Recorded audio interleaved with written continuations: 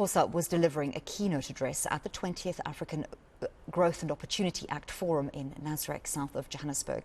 eNCA senior reporter Aviwe Mtila joins us live now. Aviwe, lots to discuss at this AGOA Forum, one of those key issues being the renewal of the AGOA agreement. But further to that, what did the President say in his address around developmental capacitation for local processing, refining and manufacturing as an alternative to exporting raw materials?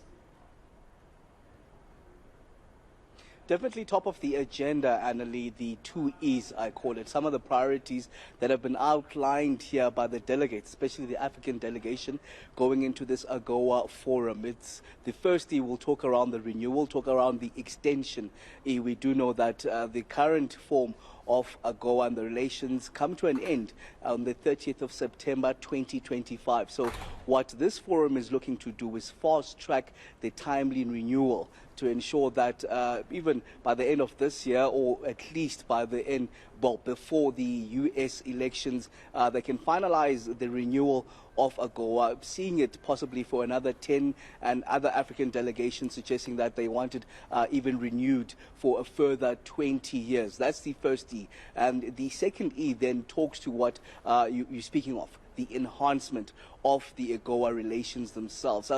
South Africa, alongside more than 30 of the other African continent, don't want just to be, the producers of the raw material that is often extracted out of the African continent and then sent abroad. They actually want those materials produced, the final products, all of them made on the African continent themselves, instead of having it then just extracted in Africa and then refined and produced elsewhere. Even looking at the demographics, we're hearing at this particular conference that by 2030, when it comes to the population growth, the African continent itself will be leading the other continents. So they want, by the time that happens, that Africa then becomes producers instead of just more receiving goods from other continents. In fact, it's some of what President Cyril Ramaphosa gave in his keynote address today, officially opening the 20th AGOA Forum 2023. Let's take a listen to President Cyril Ramaphosa. The early reauthorization of the renewal of AGOA, with a particular focus on how AGOA can be improved, will help to ensure that AGOA legislation achieves its objectives and reaches its full potential.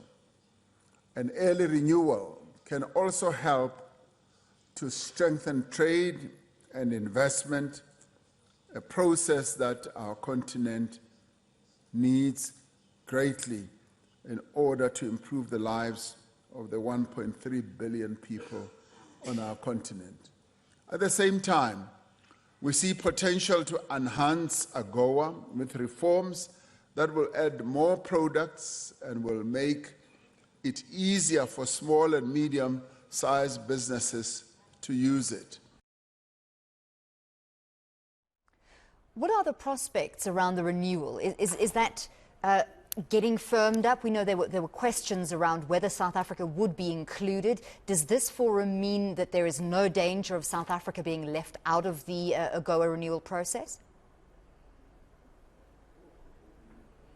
Well, if you are to ask President Cyril Ramaphosa, he'll reaffirm that the U.S.-South Africa relations are very strong. In fact, U.S. relations on the African continent are very strong, suggesting that going forward, of course, will be part of AGOA. Remember, there were fears on whether this forum would be held in South Africa, given the many scares. For example, touching on Lady R, those talks from the U.S. ambassador that, in fact, South Africa was supplying weapons to Russia. Of course, there are also fears from the U.S. side when it comes to the African continent and the footprint of the U.S.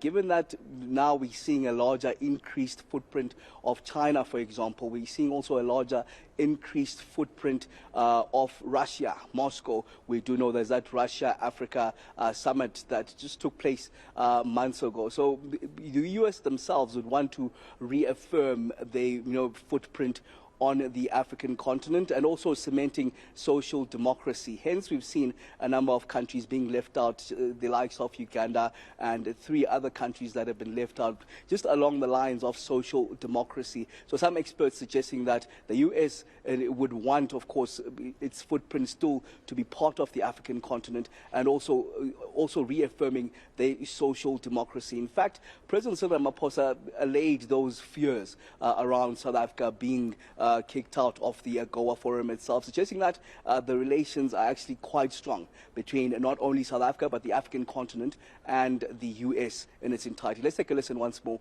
to President Cyril Ramaphosa. We value the relationship with the United States, the world's largest national market, and a country with which we have relationships that go well beyond just trade.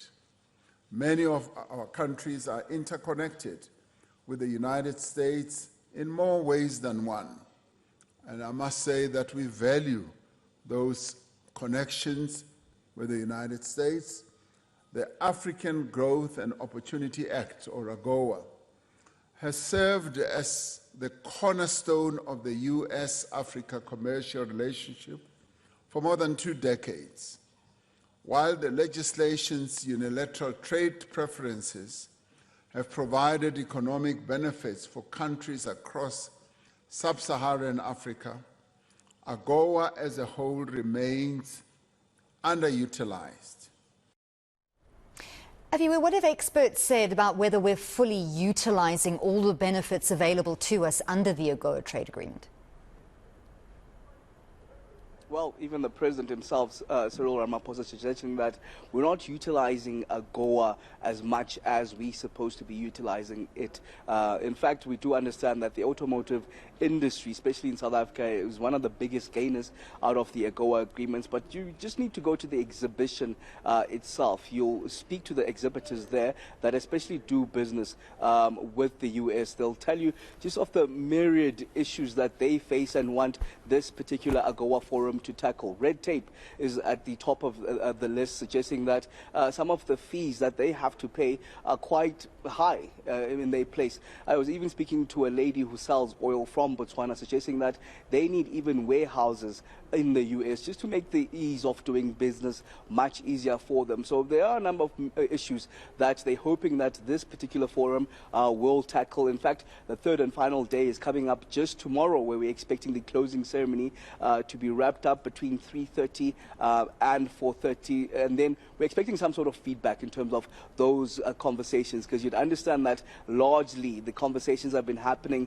behind closed doors from yesterday, where the trade ministers from the numerous African countries met behind closed doors as they were preparing to meet the US administration today. We do understand that those conversations, of course, did take place today. The US administration, as well as some of the ministers that are involved with trade on the African continent, and that's where the key priorities were outlined by the African delegations that talk to the extension of the AGOA trade agreement itself and just the enhancement of the agreement itself that would look at the smaller businesses and also take care just of, the often what we call exploitation of Africa, where the raw minerals are often taken out, the raw produce, and often refined elsewhere and then brought back into the African continent for us to consume. So that's some of what they're looking to change with this particular 20th forum of the AGOA. Thank you so much. That was our reporter Aviwe Mtila coming to us from the south of Johannesburg, where that 20th AGOA Forum closes tomorrow.